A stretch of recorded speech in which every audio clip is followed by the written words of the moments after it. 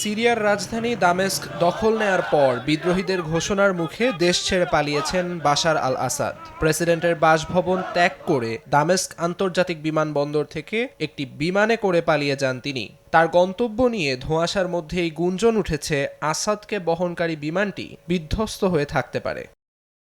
বিদ্রোহীরা দামেস্ক বিমানবন্দরে নিয়ন্ত্রণ নেয়ার কিছুক্ষণ আগে ওপেন সোর্স ফ্লাইট ট্র্যাকাররা সিরিয়ার আকাশসীমায় একটি বিমান উড্ডয়নের রেকর্ড করে। এর ফ্লাইট নম্বর ছিল 9218। এই বিমানটি দামেস্ক বিমানবন্দর থেকে উড়ে যাওয়া সর্বশেষ বিমান। ধারণা করা হচ্ছে এই ফ্লাইটেই অবস্থান করছিলেন বাশার আল আসাদ।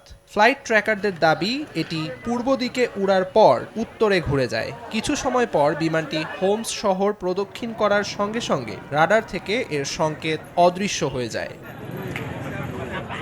দুই সিরীয় সরকারি কর্মকর্তার বরাত দিয়ে বার্তা সংস্থা রয়টার্স জানায়, আসাদকে বহনকারী বিমানটি বিধ্বস্ত হয়ে থাকতে পারে। তবে কেউ কেউ বলছেন বিদ্রোহীরা হামলা চালাতে পারে এমন আশঙ্কায় ফ্লাইট পথ ও অবস্থান গোপন রাখতে ট্রান্সপন্ডার বন্ধ করে পালিয়েছেন বাশার আল আসাদ।